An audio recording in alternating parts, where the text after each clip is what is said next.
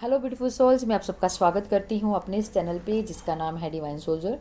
दोस्तों, अभी मेरे पास एक क्वेश्चन आया है अंकित कुमार जी का, जिन्होंने मेरे से पूछा है कि अगर थर्ड पार्टी फैमिली है तो मिलना इम्पॉसिबल है, क्योंकि वो तो कभी भी डीएम की लाइफ से नहीं जाएगी।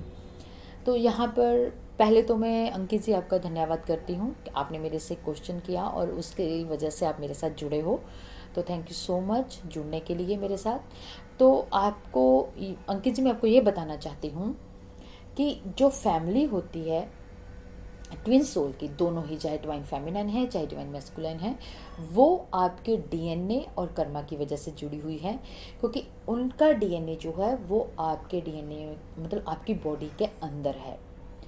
तो इस आप अपनी फैमिली के साथ डीएनए विद कर्मा की वजह से जुड़े हुए होते हैं। लेकिन जो थर्ड पार्टी है वो सिर्फ कर्मा की वजह से जुड़ी हुई होती है।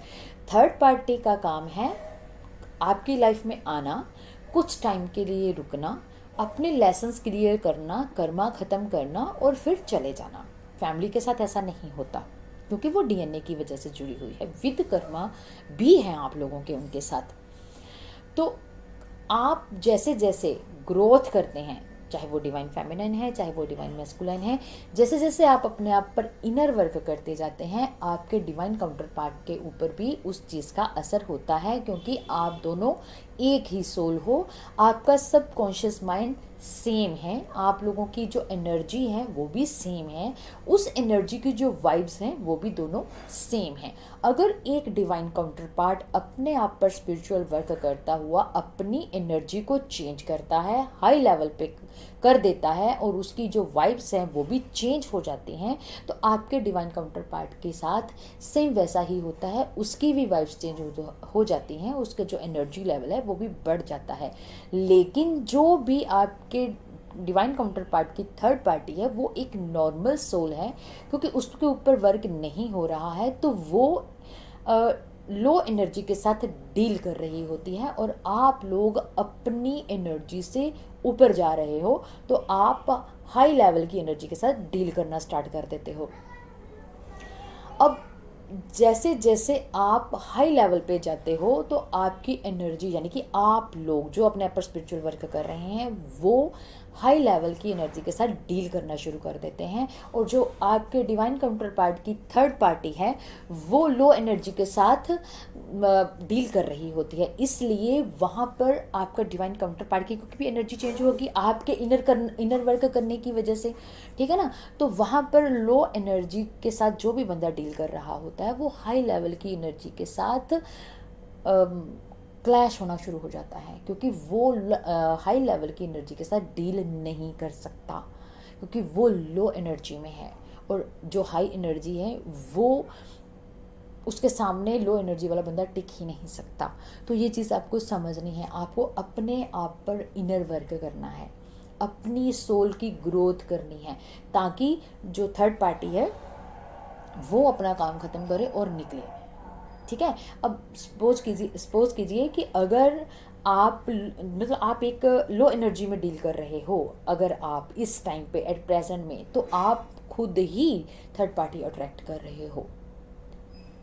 जैसे ही आपकी एनर्जी का लेवल बढ़ता है, यानी कि अगर आप लो एनर्जी से निकल कर हाई लेवल तक आते हो, तो जो लो एनर्जी से लेके हाई लेवल तक के बीच का टाइम पीरियड है, उसमें जो आपकी थर्ड पार्टी है वो अपना कर्मा ख़त्म कर लेती है, अपना कर्मा कंप्लीट कर लेती है, और अपने आप को और आपको फ्री कर देती है, क्योंकि उसको जाना ही है। वो आती ही सिर्फ कर्मा क्लियर करने के लिए, क्योंकि आप दोनों का एक कॉन्ट्रैक्ट है उसके साथ, क्योंकि आप भी उनके उससे कुछ अपनी थर्ड पार्टी से कुछ सीखने के लिए आए हो, और थर्ड पार्टी आप लोगों से कुछ सीखने के लिए आई है, क्योंकि ये आप तीनों का एक कॉन्ट्रैक्ट है। अब आप सोचोगे कि थर्ड पार्टी तो डिवाइन मतलब जो भी आपका डिवाइन काउंटर पार्ट है उसकी है, तो आप उससे क्या सीख रहे हो। अब देखिए, आपके जो भी डिवाइन काउंटर पार्ट है वो थर्ड पार्टी उसके साथ जो भी करती है वो आपको ट्रिगर करती है, तो आप उसको उस ट्रिगर को, वो आपका इशू है तभी आपको ट्रिगर कर रहा है ना, तो आप उस इशू को ख़त्म करते हो अपने अंदर से, अपने आप पर इनर वर्क करके, ठीक है। थर्ड पार्टी आपके डिवाइन मैस्कुलाइन के साथ तो प्रैक्टिकली उसके साथ उसको ट्रिगर कर रही है, उसको पेन दे रही है, उसके साथ लड़ाई कर रही है, उसके साथ झगड़े कर रही है, ठीक है, कुछ भी कर रही है, तो वो ट्रिगर उसको भी मिल रहा है और उसकी वजह से आपको भी मिल रहा है। जब उसकी वजह से आपको भी मिल रहा है तो आपके इन्हीं इनर वर्क की वजह से आपके डिवाइन काउंटर पार्ट के ऊपर भी असर होता है, तो जिसकी वजह से आपकी थर्ड पार्टी के ऊपर भी असर होता है। जैसे जैसे आपका लेवल बढ़ता जाता है वैसे वैसे आपके डिवाइन काउंटर पार्ट का भी लेवल बढ़ता जाता है, और जो लो एनर्जी के साथ डील कर रहा होता है वो हाई लेवल की एनर्जी के साथ डील नहीं कर पाता। उन दोनों का एनर्जी का आपस में टकराव होता है, क्लैश होता है। जब आपस में क्लैश होता है दोनों एनर्जीज का, तो वहाँ पर झगड़े पैदा होते हैं जो इशू का रूप लेते हैं, क्योंकि यहाँ पर संसार में कोई भी इंसान ऐसे ही नहीं जाता, वो कोई ना कोई रीज़न दे के जाता है। तो वहाँ पर रीज़न बनने शुरू हो जाते हैं उनके हटने के, यानी कि थर्ड पार्टी के हटने के रीज़न बनने शुरू हो जाते हैं। तो आपको किसी के ऊपर ध्यान नहीं देना, आपको सेल्फ फोकस होना है, अपनी ग्रोथ पे ध्यान देना है, अपने इनर वर्क पर ध्यान देना है, अपनी वाइब्स को चेंज करना है और अपनी लेवल को हाई एनर्जी तक लेके जाना है। ठीक है, अब आती है पेरेंट्स की बात।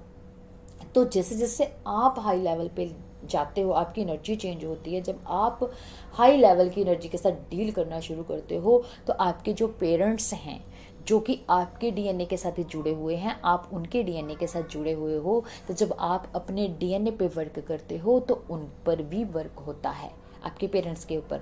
ठीक है, क्योंकि आप दोनों का डीएनए सेम है, जो बायोलॉजिकल आपको उनसे मिला है। जब आप उसको क्लीन करते हो, उस डीएनए को अपने अंदर से जो आपको बाय बर्थ से मिला है ना, तो आप जब उसको डील करते उसको हील करते हो, उसको क्लीन करते हो अपने डीएनए को, तो उसका असर आपके पेरेंट्स के ऊपर भी बनता है, पड़ता है। कुल मिला के यानी कि अगर आपका भला हो रहा है डीएनए की वजह से, तो आपके पेरेंट्स का भी भला हो रहा है, जिसकी वजह से जैसे जैसे आप अपने डीएनए पे वर्क करते हो वैसे वैसे आपके पेरेंट्स का डीएनए भी हील होता है, उनके डीएनए पे भी वर्क होता है, तो चीज़ें सुधरना शुरू हो जाती हैं, घर का माहौल पॉजिटिव होना शुरू हो जाता है, वो आपके अगेंस्ट ना होकर आपके फेवर में आ जाते हैं, क्योंकि आपने उनको भी हील कर दिया। क्योंकि जो इशू डीएनए के थ्रू आपके अंदर आए हैं, उनके हैं ना वो इशू जो डीएनए के थ्रू आपके अंदर आ गए हैं, तो आपने उनको हील कर दिया। जब आपने अपने अंदर से उनके इश्यूज जो कि डीएनए के थ्रू आपके अंदर आए हैं वो हील कर दिए, तो आपके पेरेंट्स भी हील हो जाते हैं, जिसकी वजह से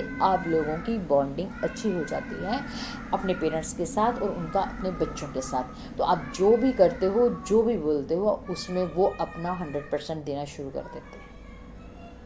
ठीक है, तो इस चीज़ को समझिए, आप हर तरफ से अपना ध्यान हटा के अपने आप पर सेल्फ फोकस हो जाइए और अपने इनर वर्क पर ध्यान दीजिए और अपना जो काम है उस पर 100% दीजिए, अपना बेस्ट दीजिए।